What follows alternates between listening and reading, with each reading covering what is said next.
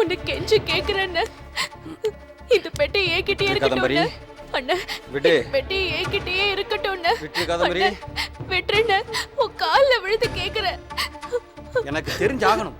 இந்த பெட்டிக்குள்ள என்ன இருக்குன்னு எனக்கு தெரிஞ்சாகணும். விடு. எனக்கு தெரிஞ்சு போச்சு. இளவரசர் ஏதோ ஒரு காலகட்டத்துல ஏதோ ஒரு ரூபத்துல உன்னை தேடி வர போறாரு. நான் பார்த்தேனே. இளவரசர் உன்னை பார்த்ததும் நீ இளவரசரை பார்த்ததும் நான் பார்த்தேன். அந்த பார்வைக்கு அர்த்தம் எனக்கு தெரிஞ்சு போச்சு. அது காதல் தான்.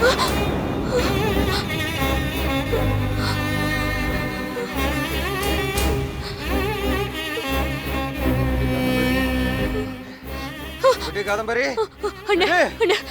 சரி சரி, நீ சொல்ற மாதிரியே எங்க ரெண்டு பேருக்குள்ள அந்த உணர்வாவே இருக்கட்டும். அது காதலாவே இருக்கட்டும்.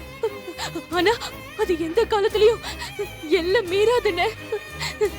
நான் ஓ வார்த்தையும் மீறி அப்பா வார்த்தையும் மீறி போக மாட்டேன்னு விட்டுறேன். அப்புறம் எதுக்கு இந்த பொட்டியை பாதுகாத்து வச்சிருக்கிற? விடு. நடக்காத ஒண்ணு நீ ஆசைப்படாத காதம்பரி. விடு. ஐயோ வேண்டானே, விட்டுறேனே. வேண்டானே, வேண்டானே. முடியாது. விட்டுறேனே. முடியாது.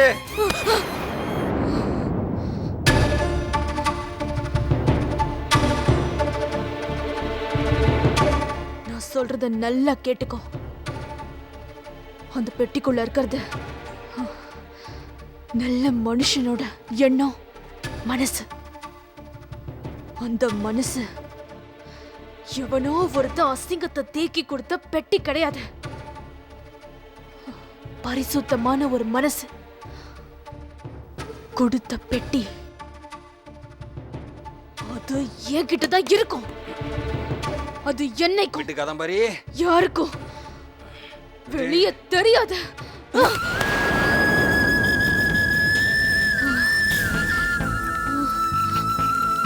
ஓ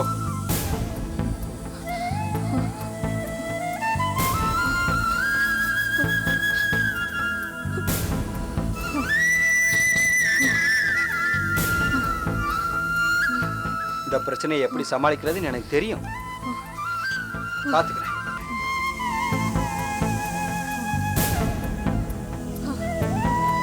பாத்துக்கிறேன் பாத்துக்கிறேன். நான் பாத்துக்கிறேன்.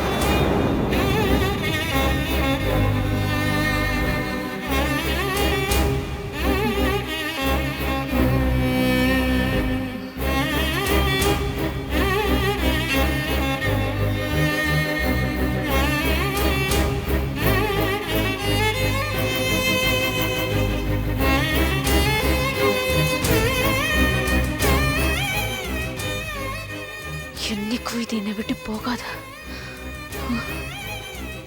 என் உயிர் பிரியற வரைக்கும் என்கிட்ட தான் இருக்கும்.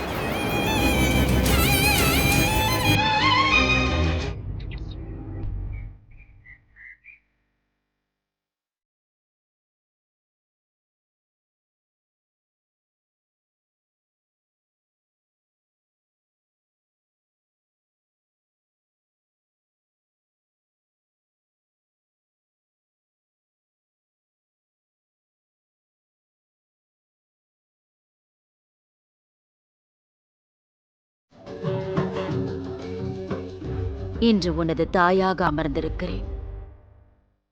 சாப்பிட.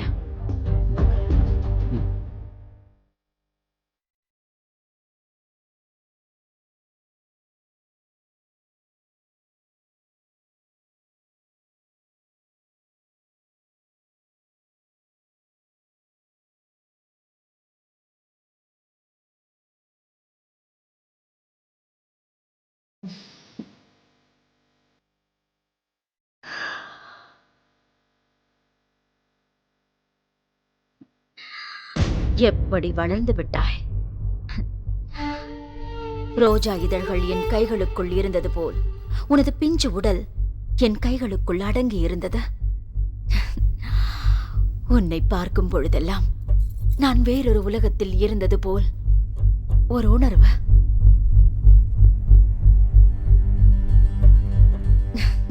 இப்பொழுது எனக்கு வயதாகிவிட்டது என்பதே உனக்கு திருமணம் செய்து வைக்க ஜோதிடம் பார்க்கும் பொழுதுதான் எனக்கே தெரிகிறது.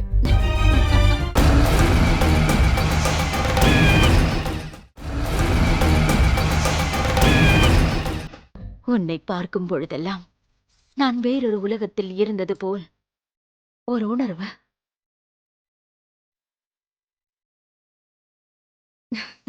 இப்பொழுது எனக்கு வயதாகிவிட்டது என்பதே உனக்கு திருமணம் செய்து வைக்க ஜோதிடம் பார்க்கும் பொழுதுதான் எனக்கே தெரிகிறது.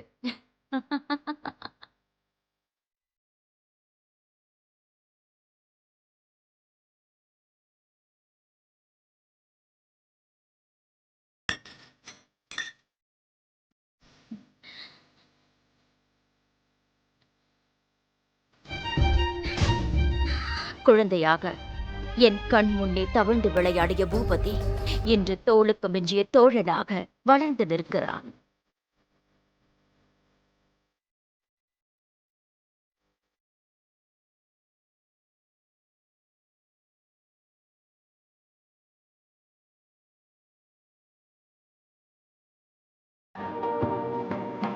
ராஜகுரு. இளவரசே, உங்களுக்கு பெண் பார்க்கும் வேலையை மகாராணியார் தொடங்கிவிட்டார்.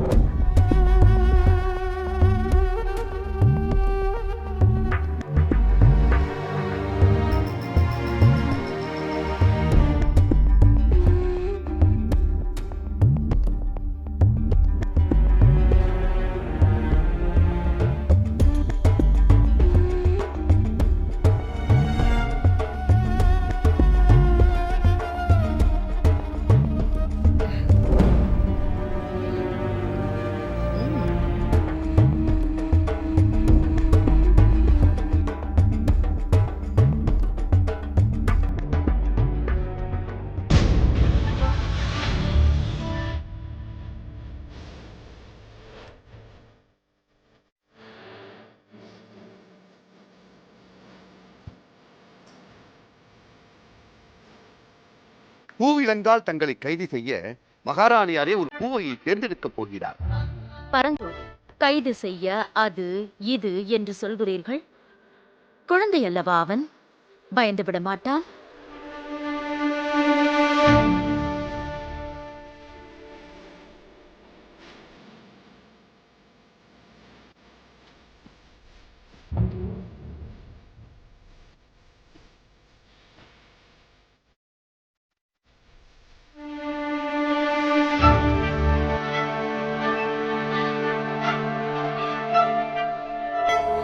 பூபதி, உனது வாழ்க்கையின் அடுத்த கடமை காத்திருக்கிறது.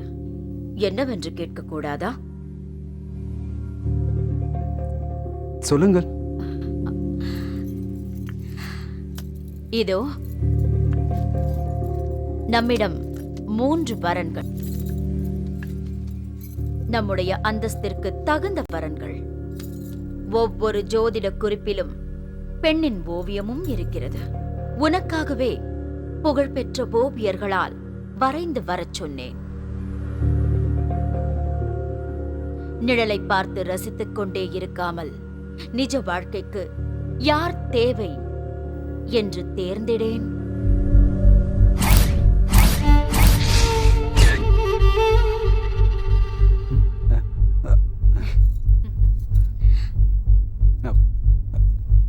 அங்கே வைத்து விடுங்கள் தாயே.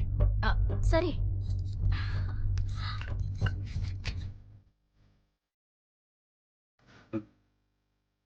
எனக்கு கொஞ்சம் அவகாசம் வேண்டும் தாயே. எதற்கு? பெண்ணை எனக்கு பிடித்திருக்க வேண்டுமே. ஆம், உண்மைதான். பெண்ணை உனக்கும் பிடித்திருக்க வேண்டும். உனக்கு பிடித்திருக்கும் பெண்ணை எனக்கும் பிடித்திருக்க வேண்டும்.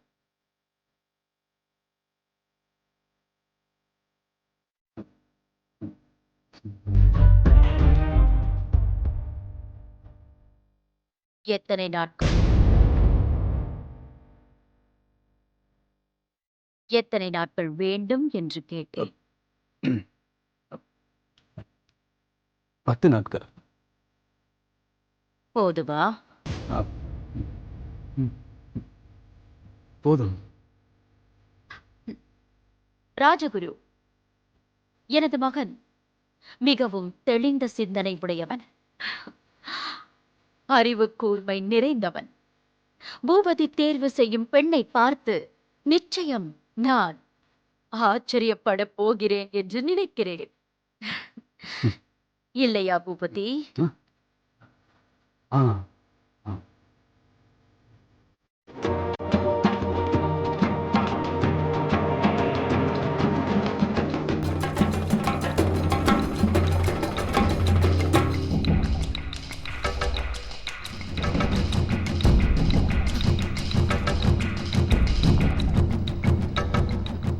பூபதி, வரன்களின் ஜோதிட குறிப்புகளை வைத்துவிட்டு போகிறாயே.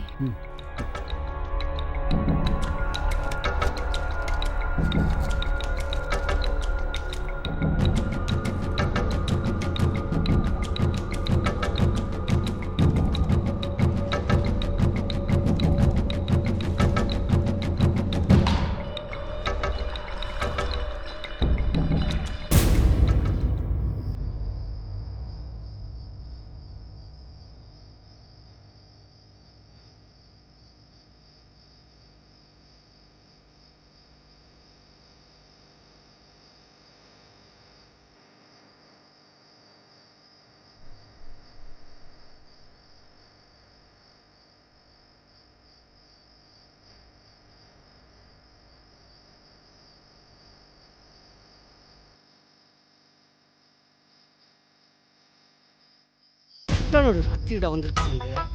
ஏன் வரானுங்க, எதுக்கு வரானுங்களே தெரியலையே. என்னதான் நடக்குது இந்த சமஸ்தானத்துல? இளவரசர் வேற வர சொல்லிட்டாரு.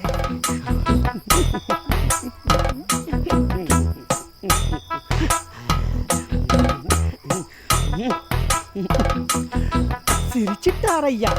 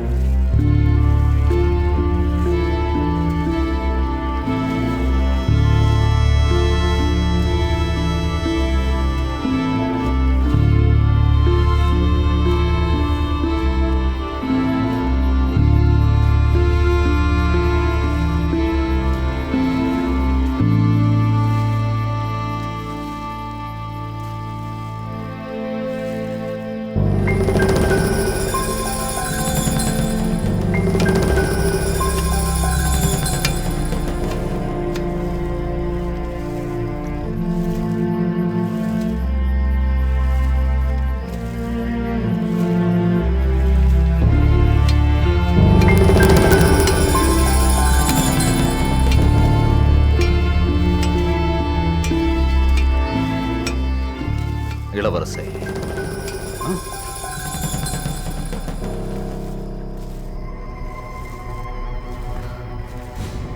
சந்தோஷமாக இருக்கிறது. வருங்கால மன்னன் என்றால் இரவு பகல் பாராமல் வேலை செய்ய வேண்டும்.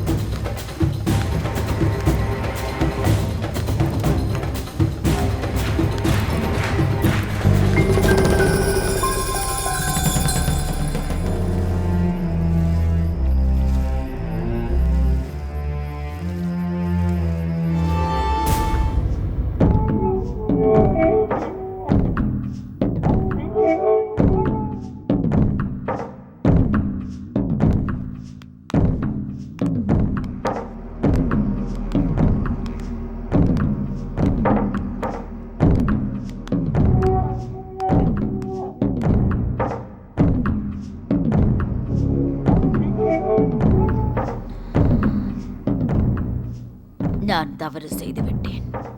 அதனால் அவனும் தவறு செய்து விட்டான். எனது மகனிடமும் நான் ராணியாகவே இருந்திருக்க வேண்டும். நான் உன்னிடம் நடந்த விதத்திற்காக வருத்தம் கொள்கிறேன்.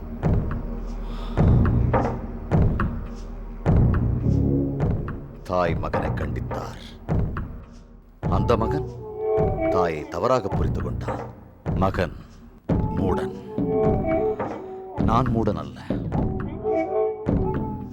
நான் குணத்தில் துரியோதனன், ஆனால் விசுவாசத்தில் கர்ணன். மகாராணியாரே, எனது உயிர் இந்த அரச குடும்பத்தின் காலடியில் தான் கிடக்குமே தவிர ஒருபோதும் எதிர்த்து நிற்காது. மகாராணியாரே, இளவரசர் ஒரு பெண்ணை விரும்புகிறார் என்று தெரிந்த பிறகும் அவருக்கு வேறு வரன் ஏன் தேட வேண்டும்? அவர் விரும்புவது எந்த சமஸ்தானத்து மன்னரின் மகள் என்று தெரிந்து கொண்டால் பிரச்சனை தீர்ந்து விடுமே. விரும்புவது சமஸ்தானத்து மன்னனின் மகள் என்றிருந்தால் அவன் கண்ணில் பயம் எதற்கு? காதலை மறைத்து வைக்கும் அவசியம் எதற்கு? நமது அந்தஸ்திற்கு கீழே உள்ள யார் மீதோ அவன் காதல் கொண்டிருப்பதால் தயக்கம், நடுக்கம். 10 நாட்கள் அவகாசம். 10 நாட்கள் அவகாசம் இளவரசர் எதற்காக கேட்கிறார் மகாராணியாரே? நமது சமஸ்தானத்திலிருந்து எந்த திசையை நோக்கி கிளம்பினாலும் 10 நாட்கள் தொலைவில்தான் உயர்திரு கௌதம பூபதியின் கனவு தேவதை இருக்க வேண்டும். இது யூகம் 1. யூகம் 2. 10 நாள் அவகாசம் என்பது அவன் மனதில் ஏதேனும் கரை படிந்திருந்தால் அதை போக்குவதற்கான கால அவகாசமாக எடுத்துக் கொள்ளலாம்.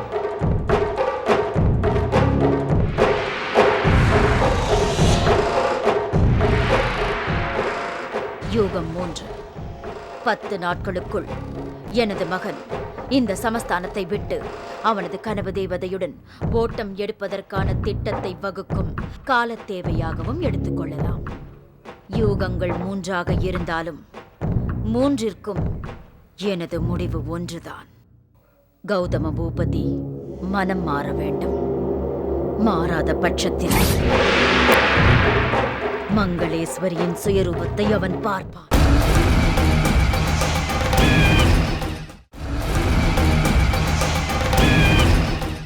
எனது மகன் எங்கு சென்றாலும் தடுக்க வேண்டாம். அவன் என்ன செய்தாலும் அவனிடத்தில் பயமும் மரியாதையும் கொள்ள வேண்டும். தப்பித்து விடுவோம் என்ற எண்ணம் அவனுக்கு வர வேண்டும். தப்பிக்கவே கூடாது என்ற முடிவில் உங்கள் கண்கள் அவனது பார்வையில் படாமல் அவனை கண்காணிக்க வேண்டும். ஏனென்றால் 10 நாட்கள் தான் அவகாசம். இது என் கட்டளை அல்ல, காலத்தின் கட்டளை. உத்தரவு மகாராணியாரே.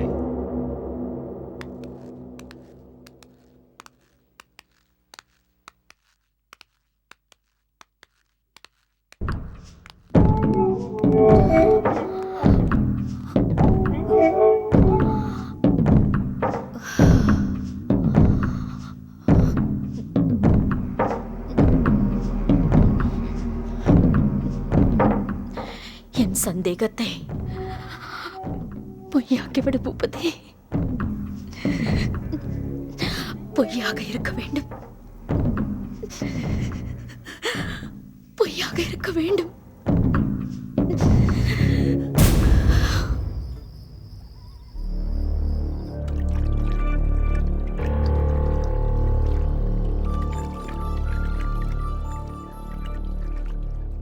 இளவரசரின் கண்களில் படாமல் நாம் இளவரசரை கண்காணிக்க வேண்டுமென்றால் அதை எப்படி செயல்முறைப்படுத்துவது?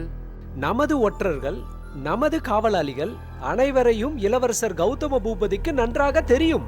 அதனால் நமது சமஸ்தானத்தை தவிர்த்து மற்ற சமஸ்தானங்களில் இருந்து ஒற்றர்களை வரவழைத்தால் நாம் இளவரசரை கண்காணிக்கிறோம் என்பதை இளவரசர் ஊர்ஜிதப்படுத்தி விடுவார். அது எப்படி சாத்தியமாகும்?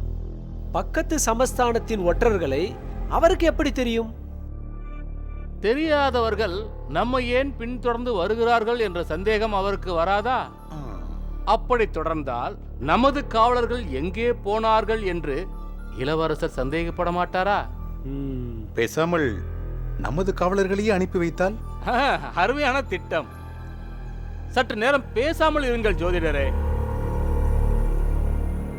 இளவரசரை கண்காணிக்க ஒரே ஒரு வழிதான். நாம் இதுவரை செய்த தவறுகளை தொடர வேண்டும். நாம் தாம் ஒரு தவறும் செய்யவில்லையே. ஆமாம், ஒரு தவறும் செய்யவில்லை.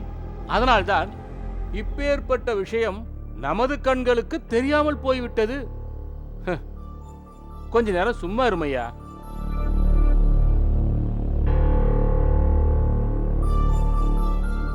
நாம் செய்த தவறுகளில் ஒரு தவறு நமக்கு சாதகமாக வேலை செய்யும். கஜேந்திரவர்மா,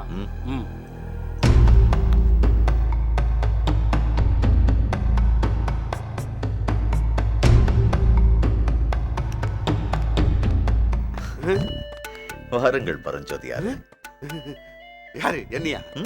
நீங்கள் தானே பரஞ்சோதி? ஆமாம். வீட்டில் அனைவரும் நலமா? போனா தானே தெரியும் தளபதியாரே. கடைசியா 3 மாசம் ஆச்சு தளபதியாரே. பொண்டாட்டியை நான் பார்த்துக் கொள்கிறேன். ஐயா, எந்த ஆபத்தும் வராமல் நான் பார்த்துக் கொள்ளுகிறேன் என்று சொல்ல வந்தேன். நீங்களா? நானேதான். முதல்ல என் சம்சாரத்தை சமஸ்தானத்தை விட்டு அனுப்பணும். உழைத்து உழைத்து ஓடாய் தேய்ந்து போயிருக்கிறீர்கள். யாரு? நானா? நீங்க சொன்ன சரிதான். ஆமாம் பரஞ்சோதியாரே, என்ன செய்து கொண்டிருக்கிறீர்கள்? 2 வாரமாக வரி வசூல் மிகவும் மந்தமாக இருந்தது. எல்லா இடங்களுக்கும் நானே போய் எல்லார் கழுத்திலும் துண்டை போட்டு வரி வசூல் செய்து வந்து விட்டேன். கணக்கை சரிபார்த்துக் கொண்டிருந்தேன். மகாராணியிடம் போய் ஒப்படைத்து விட்டால் தலை தப்பி விடும் அல்லவா? மகாராணியாரை நினைத்தவுடன் போய் பார்க்க முடியாது. அது மற்றவர்களுக்கு, எனக்கல்ல. ஏனென்றால் நான் கஜானாவை பாதுகாக்கும் பொறுப்பான அதிகாரத்தில் இருக்கும் பதவியை வகிப்பவன். நீங்கள் படை தளபதி என்றால் நான் பணத்தளபதி. வர வர உங்களுக்கு தைரியம் அதிகமாகிக் கொண்டே போகிறது. இனிமேல் உங்களுக்கு இங்கே வேலை இல்லை. நினைச்சேன் இந்த மாதிரி கூப்பிட்டு வச்சு கொஞ்சம் போது ஏதாவது வில்லங்க இருக்கும்னு. வேலை இல்லைன்றது எவ்வளவு அழகா சொல்றானுங்க பாரு. பதவி உயர்வு என்று சொல்ல வந்தேன். பதவி உயர்வா? இப்ப என்ன பதவி இருக்குன்னு அதுல உயர்வு கொடுக்குறீங்க? பாதுகாப்பு அதிகாரி, அதைத்தான் சொல்ல வந்தேன். பாதுகாப்புக்கு நான் அதிகாரியா? விளங்கிடும். அந்த பதவியை உமக்காக நானே தேர்ந்தெடுத்திருக்கிறேன் பரஞ்சோதியே. என்னுடைய மொத்த வரலாறும் தெரிந்துமா இப்படி ஒரு முடிவெடுத்தீர்கள் ராஜகுரு? ஆமாம் ஆமாம். உங்களுக்கு நேரம் சரியில்லை. எனக்கு நேரம் சரியில்லாமல் இருக்கட்டும். ஆனால் இன்று முதல், ஏன் இந்த வினாடி முதல் உமக்கு ராஜயோகம்தான். இதுதான் ராஜயோகம் என்றால் அந்த ராஜயோகம் எனக்கு தேவையில்லை. விருப்பம் இல்லை என்றால் கழுத்தை அறுத்து விடுவேன். கழுத்தை அறுப்பேன் என்றால் கொன்று விடுவேன் என்றால் சொல்கிறீர்கள்? அதற்கு அதுதானையா அர்த்தம்? அப்படி என்றால் நான் ராஜயோகத்துக்கு தயார். பாய்ந்தால் சிங்கம், விடறினால் புலி, சீறினால் சிறுத்தை, பதுங்கினால் நாகம். மொத்தத்தில் நீங்கள் ஒரு வரிப்புலி. நானா? ஆமாம் சிங்கம். நீங்கள் சொன்னால் சரி தளபதி. சந்தோஷம் சந்தோஷம் சந்தோஷம் சந்தோஷம். தட்டாமல் சந்தோஷப்படுங்கள் தளபதியாரே. அப்படியே கொட்டி உதிர்ந்து விட போகிறேன். ஆமாம்,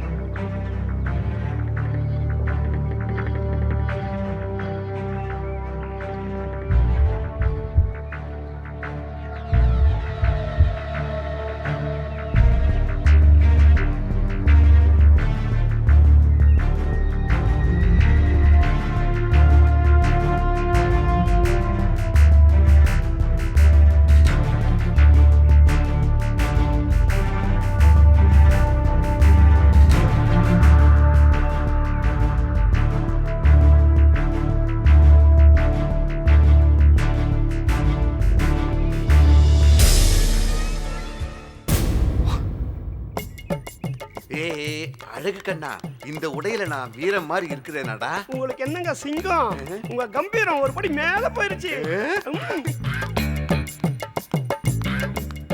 எனக்கு கன்றாவியா இருக்குன்னு சொல்றேன். என் வாளுக்கு முதல் பலி நீ தான்டா.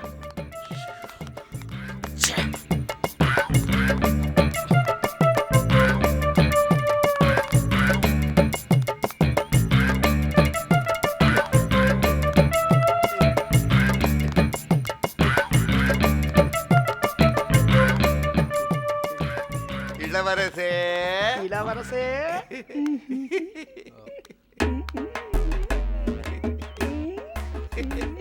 என்ன இது?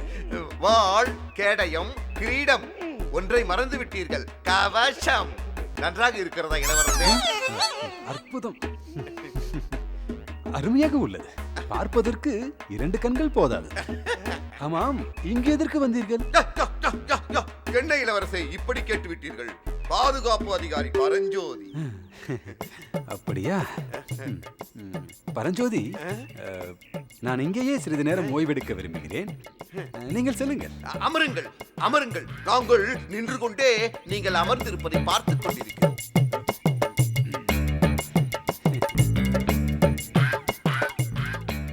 என்ன அழுத்து விட்டதா? அழுத்து விட்டதா? நான் செல்கிறேன், வந்து தொலையுங்கள்.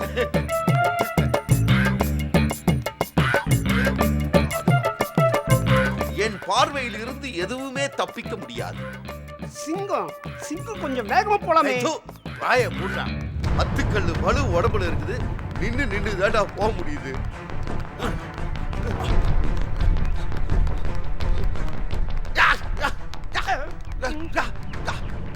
சிங்கமே, என்ன உங்களை மீறி ஓடி போய் தப்பிச்சிட்டாங்க.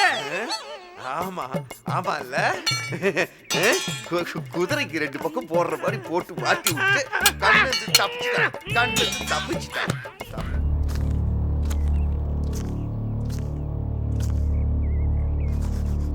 சிவா, சிவா, சிவா, சிவா, எங்க கூட எல்லாம் பேசக்கூடாதாக்கா? குமரி பொண்ணு கூப்பிடுது, நாங்க பேசணுமாக்கும். டே சிவா, கொஞ்சம் சீக்கிரம் வாடா, இந்த கிளிவிங்க தொல்லை தாங்கலடா. வந்துட்டேன். ஏண்டா சிவா, காதம்பரி வேலைக்கு வரலையா? நான் தான் அவளை வேலைக்கு வர வேண்டாம்னு சொல்லிட்டேனே. ஏன் அவ வேலை செஞ்சு சம்பாதிச்சு எங்களுக்கு தரணும்னு அவசியம் இல்லைண்ணே. சிவா, சம்பாதிக்கிறது அப்புறம். காதம்பரி திறமையானவ, அறிவுள்ளவா. அவளை கோழி குஞ்ச கூண்டுக்குள்ள அடைச்சு வைக்கிற மாதிரி வீட்டுக்குள்ள அடைச்சு வச்சுட்டு வரலாமா? எங்களுக்கு வேலை பார்க்குற இடத்துல ஏதாவது சந்தேகம்னா காதம்பரியை கேட்டு தான் தெரிஞ்சுக்குவோம். நீ போய் காதம்பரிய வேலைக்கு கூட்டிட்டு வா போ. அவெல்லாம் வரமாட்டானே, நம்ம போலாம். சிவா, நீ அவளை கூப்பிடு, வராளா இல்லையான்னு பாப்போம். சகவாசெல்லாம் பெரிய இடத்துல இருக்கையில கூலி வேலை பார்க்க எதுக்கு வாராங்க?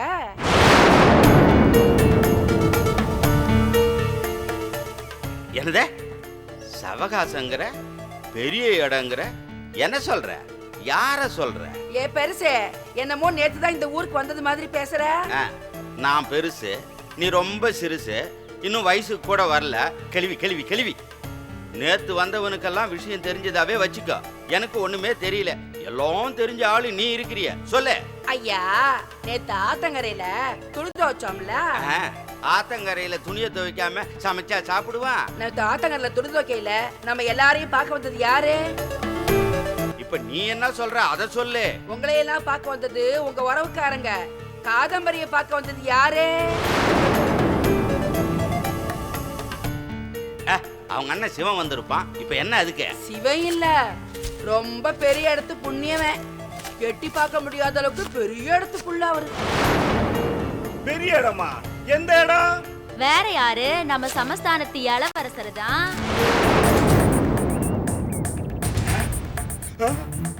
இளவரசர் வருவாரா? காதம்பரிய சாட காட்டி வர சொல்லுவாரா? நம்ம அம்மனையும் அண்ணனரை போட்டுக்கிட்டு இளவரசரை பார்க்க போவாளாம். ஆனா எதையுமே ஒரே ஒரு ஆள் மட்டும் கண்டுக்கிட மாட்டாராம். கூட பிறந்த அண்ணனுக்கு கூச்சமா இருக்கும்ல.